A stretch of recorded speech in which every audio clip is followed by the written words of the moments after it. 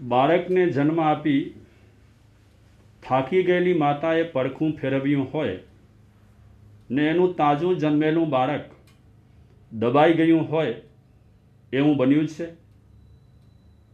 ફક્ત આટલી હકીકત જ માતાના વાત્સલ્યને સિદ્ધ કરી દે છે। બહુ ચોટદાર આ સુવિચાર છે।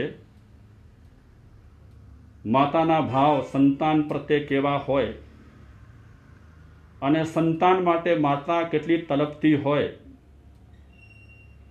મારી નજર સામે એવી ઘટનાઓ હું જોતો હોઉં। નાનો બાળક હોય ત્યારે માતા એને ખવડાવવા માટે કેટલા પ્રયાસ કરતી હોય, કેટલી મહેનત કરતી હોય। એક કોળિયું લે ન લે છોકરો આડો આડો થઈ જાય। એ છોકરાને શોધતી ફરે માતા। ફરી જ્યાં ત્યાંથી એને શોધી કરી અને એક કોળિયું મોઢામાં નાખે। ફરી એ છોકરો ધમાચકડી કરી અને આડો આડો થઈ જાય। આ બાલ્યાવસ્થાની વાત કરું છું। બાલ્યાવસ્થામાં માં સંતાનના સંવર્ધનમાં કેટલા પ્રયાસો કરતી હોય છે। પોતાને જમવામાં 5 મિનિટ લાગે પણ બાળકને જમાડવામાં અડધો કલાકથી વધારે સમય કાઢે તો પણ માને એમ લાગે કે હજી મારો બાળક બરાબર જમ્યો નથી। આ માં છે। મોઢે બોલું માં ત્યાં મને નાનપ સાંભળે। મોઢે બોલું માં ત્યાં મને નાનપ સાંભળે। પછી આ બધી મોટપની મજા, પછી આ બધી મોટપની મજા મને કડવી લાગે કાગડા। ખરેખર માની વાત એટલી અજબ ગજબની છે। આ સૃષ્ટિમાં માં ખરેખર માં છે। હઝરત મોહમ્મદ પણ કહે છે મારું સ્વર્ગ મારી માના ચરણોમાં છે। અને હિન્દુ ધર્મમાં પણ એ જ વાત કરે છે માતા પિતાના ચરણોમાં છે 68 તીરથ ધામ રે ભાઈ મારે નથી જાવું તીરથ ધામ। ઘરમાં કાશી, ઘરમાં મથુરા, ઘરમાં ગોકુળિયું ગામ રે ભાઈ મારે નથી જાવું તીરથ ધામ। નહીં બોલતા નહીં ચાલતા નહીં કાંઈ કરતા આવડે। નહીં બોલતા નહીં ચાલતા નહીં કાંઈ કરતા આવડે। છોકરાને બોલતા આવડતું ન હોય, ચાલતા આવડતું ન હોય। એક વખત માણસે પોતાની બાલ્યાવસ્થા તરફ નીકળી જવા જેવું છે। જ્યારે જ્યારે પણ માતા પિતા પ્રત્યે નફરત જાગે ત્યારે એક વખત બાલ્યાવસ્થાને યાદ કરવા જેવી છે કે હું જ્યારે નાનો હતો અને ચાલી શકતો ન હતો ત્યારે મારી માં, મારા વડીલ મને ચલાવવા માટે કેટલા પ્રયાસ કરતા હતા અને જ્યારે હું 2-4 પગલાં ચાલતો થઈ જાઉં ત્યારે કેટલાય રાજી થતા હતા। જ્યારે મને બોલતા આવડતું ન હતું અને મને બોલવાનું શીખવાડતા હતા કે બેટા બોલ બાપા, બેટા બોલ કાકા, અને જ્યારે મારા મોઢામાંથી આ પૂરા શબ્દ નીકળે ત્યારે મારા માતા પિતાને જાણે સ્વર્ગ મળતું ન હોય એવો અનુભવ થાય કે આપણો બેટો હવે બોલતો થઈ ગયો છે। કાકા પણ બોલે છે ને મામા પણ બોલે છે। નહીં બોલતા નહીં ચાલતા નહીં કાંઈ કરતા આવડે।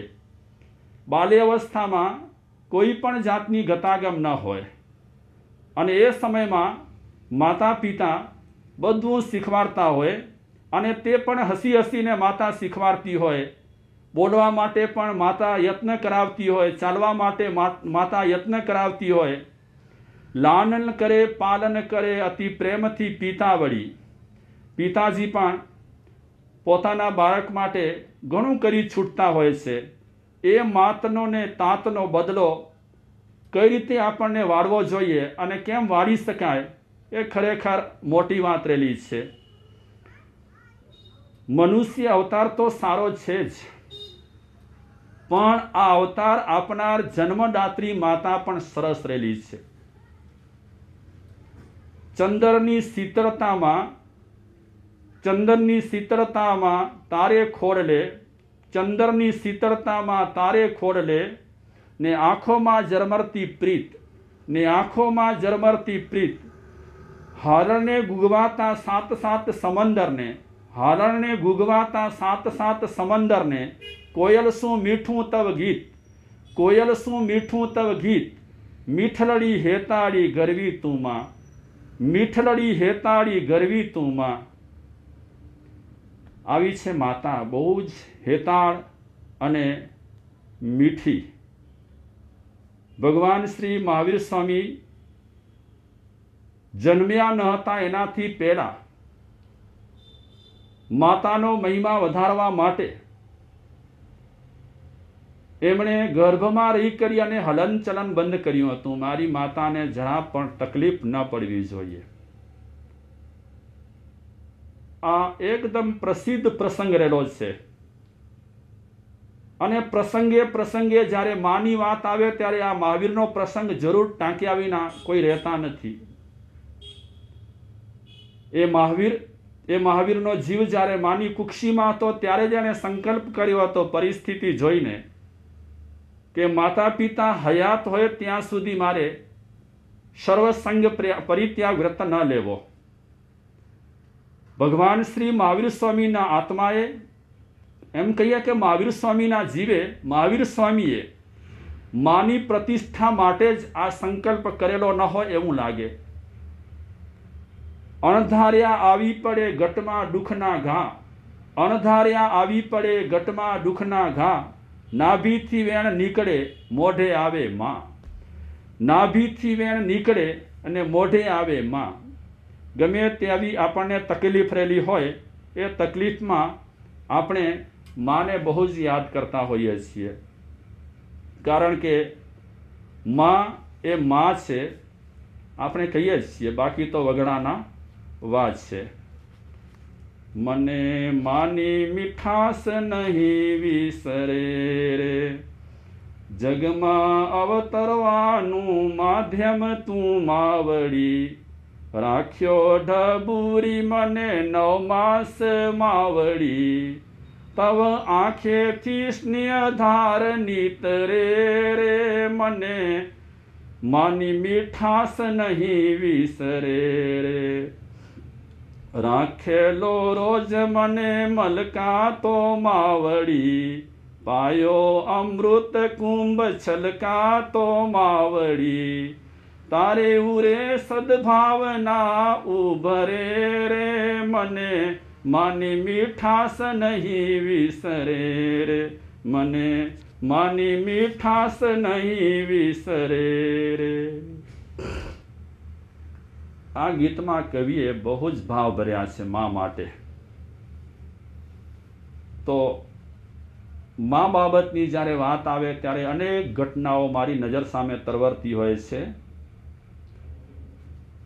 બંગાળની એક ઘટના કહું. માણસ જ્યારે ગુણ ભૂલી જતો હોય છે ત્યારે માતા પિતા સાથે પણ કેવા વ્યવહાર કરતો હોય છે. બંગાળમાં 4 દીકરા જેના હતા, એ 4 દીકરાવાળી માં એટલી પરેશાન થતી હતી, એટલી હેરાન થતી હતી. એ 4 દીકરાઓ એક દિવસે માને કહી દીધું, તું દેશમાં ચાલી જા, અહીં રહી કરી અને અમને હેરાન કરે છે. એક દીકરો નહીં પણ 4 દીકરાએ સગી માને અમારો પલ્લો છોડી કરી અને દેશમાં રવાની થઈ જાવી ધમકી આપી. માં બિચારી બહુ જ હેરાન થઈ ગઈ. એ દીકરાઓને સમજાવે છે કે બેટા હવે દેશમાં હું ક્યાં જાઉં, તારા પિતાજી ગુજરી ગયા છે, હવે જીવવું અને મરવું તમારા હાથમાં છે અને તમે મને દેશમાં જવાનું કહો છો. 4 સગા દીકરા એક માને સાચવી શકતા નથી. અને માને ન સાચવનારા એ 4 દીકરા માતાજીની ઉપાસના કરે તો માતાજી ક્યારે પણ એમની ઉપાસના સ્વીકારતી નથી. જીવતી જાગતી માની ઉપેક્ષા થાય અને માતાજીની ઉપાસના કરે, માતાજી આવી ઉપાસના સ્વીકારતી નથી. પહેલા સગી માની ઉપેક્ષા ન કરો, એની ઉપાસના કરો. સગી માની ઉપાસના એ જ માતાજીની ઉપાસના છે. તો એ બંગાળની ઘટનામાં અંતે છોકરાએ માને કહી દીધું, તારી એકે વાત અમે સાંભળવા તૈયાર નથી, અમે તને સગવડ નહીં આપી શકીએ, મહેરબાની કરી અને અમારું ઘર છોડીને ચાલી જા. ત્યારે આ માં પુત્રોથી કંટાળી કરી અને ક્યાંય પણ રસ્તો સૂઝતો ન હોવાથી એણે બળબળતા ચૂલામાં પોતાનું મોઢું નાખી કરી અને જીવનનો અંત આણ્યો હતો. આવી ઘટનાઓ આપણને અરેરાટી ઉપજાવે કે દીકરાઓની શું ફરજ હોય છે અને દીકરાઓ મા તરફ કેવો નિકૃષ્ટ કઠોર વ્યવહાર કરતા હોય છે. દીકરો અમેરિકા હતો, બીજો દીકરો દેશમાં હતો. મા બીમાર પડ્યા, પરિસ્થિતિ કથળતી હતી માની, એટલે દેશવાળા દીકરાએ અમેરિકાથી એના ભાઈને બોલાવ્યો. માની પરિસ્થિતિ નાજુક છે એમ સમજી કરી અને સમાજમાં સારું લાગે એ ખાતર એ ભાઈ વિદેશથી પોતાના દેશમાં આવ્યો. માં હોસ્પિટલમાં હતી, એની મુલાકાત લે છે. 1-2 દિવસ એને કાઢ્યા. એ પછી ડૉક્ટર સાહેબને અમેરિકાવાળો પૂછે છે કે આ કેટલા દિવસ કાઢશે? ડૉક્ટર સાહેબ કહે, તમારા માતાજી છે, તમે એવી પ્રાર્થના કરો અને એવું પૂછો કે અમારા માતાજી વધુમાં વધુ જીવે. નાની ઉંમરમાં માતાજીએ તમારી સેવા કરી છે તો મોટી ઉંમરમાં સેવા કરવાની તમારી ફરજ છે. ડૉક્ટર સાહેબ સંસ્કારી હતા એટલે સારી સલાહ આપી કે વડીલો જેટલા વર્ષ જીવતા રહે, જે પરિસ્થિતિમાં જીવતા રહે, એમની સેવા ચાકરી કરવી એ સંતાનની ફરજ છે. પણ એ અમેરિકાવાળો ભાઈ પોતાના દેશના ભાઈની સાથે મસલત કરી અને નક્કી કર્યું કે હવે માતાજી કેટલા વર્ષ કાઢશે કે કેટલા દિવસ કાઢશે, કેટલો સમય કાઢશે, કાંઈ કહેવાતું નથી. અને હું અત્યારે નોકરીથી અધવચ્ચે આવ્યો છું, પૈસાનો સવાલ છે. માતા પિતાની આવી પરિસ્થિતિ હોય અને સેવાનો મોકો મળતો હોય ત્યારે માણસ પૈસા સામે નજર કરે તો ખરેખર એની ભણતરમાં કાંઈ ખામી નથી લાગતી. બંને ભાઈઓએ નિર્ણય કર્યો કે આ માની બીમારી છે અને બીમારી એવા પ્રકારની છે કે કેટલો સમય કાઢે એની કોઈ જ ગેરંટી નથી.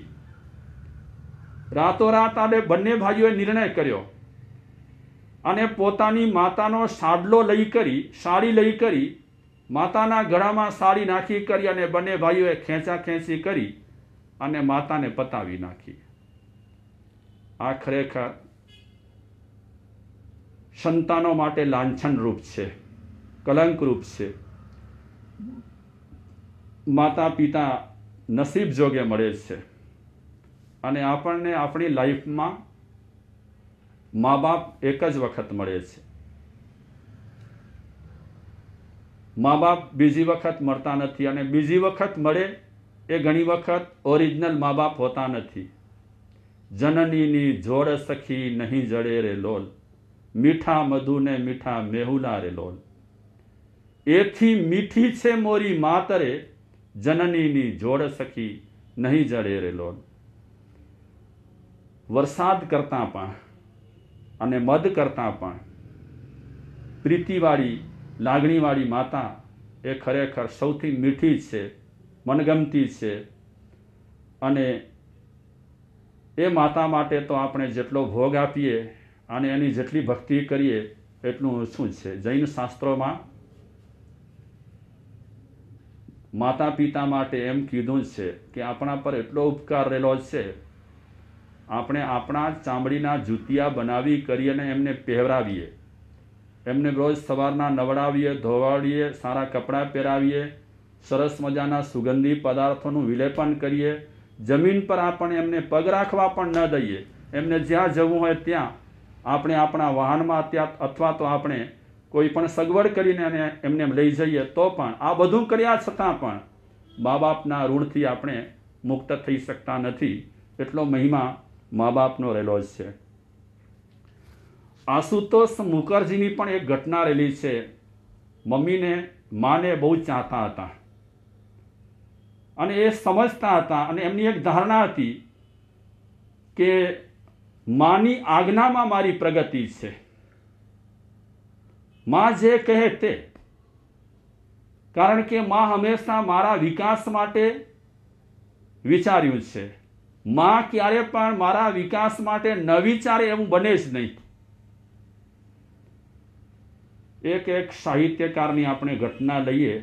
ગમે તેવા સાહિત્યકાર હોય પણ એ સાહિત્યકારો પણ અંદરથી માને અને મા વિશે ઘણું દર્દસભર કહેતા હોય છે.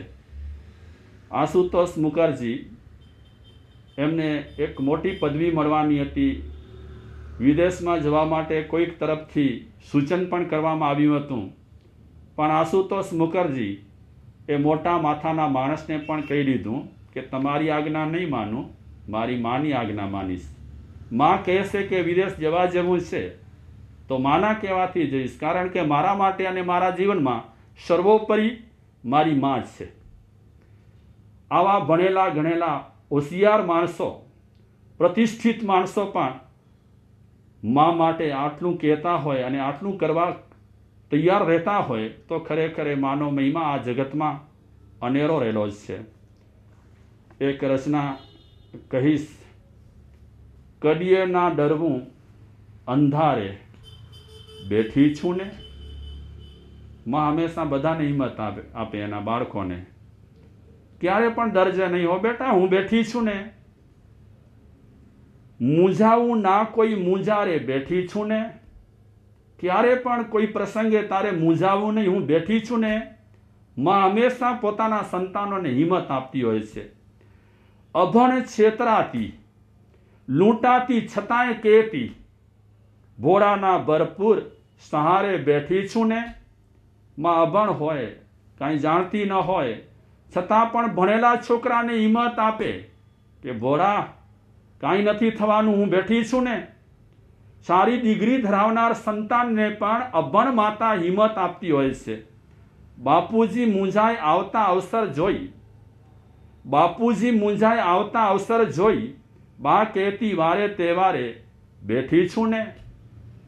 ઘરનો માણસ જ્યારે કોઈ વારે તહેવારે પ્રસંગે મૂંઝાય ત્યારે માં જેવી માં એ માણસને પણ હિંમત આપે કે ગભરાવાનું કાંઈ નથી, હું બેઠી છું ને. કશું સૂજે ના હારી થાકી, બેસું પાસે, હસી પડીને કહેતી ત્યારે બેઠી છું ને. કવિ કહે છે કે જ્યારે મને કાંઈ પણ સૂઝતું ન હોય ને મૂંઝાયેલો પડ્યો હોઉં, મને ગૂંગણામણ થતી હોય, ત્યારે મારી માં એની પાસે બેસાડી કરી અને મને હસી કરી અને હિંમત આપી અને કહે હું બેઠી છું ને. હિંમત શ્રદ્ધા પ્રગટાવી દે એના શબ્દો, હિંમત શ્રદ્ધા પ્રગટાવી દે એના શબ્દો, જો જીવનના હર પડકારે બેઠી છું ને. અભણ માની એવી હિંમત રહેલી હોય છે કે ઘણી વખત ભણેલાને પણ અભણમાં હિંમત પૂરી પાડતી હોય છે. એની હિંમત અને એની શ્રદ્ધા ખરેખર મારા જીવનમાં પણ શ્રદ્ધા અને હિંમત પ્રગટાવી દે છે. કવિ કહે છે, ખરું કહું મિસ્કીન એ જ બળ પર જીવું છું, ખરું કહું મિસ્કીન એ જ બળ પર જીવું છું, ફોટામાંથી પણ પોકારે બેઠી છું ને. માં ગુજરી જાય, એનો ફોટો પડ્યો હોય તો પણ એ ફોટો જાણે કહેતો ન હોય કે હું બેઠી છું ને. આવી હિંમત આપનારી માને હજાર વંદન.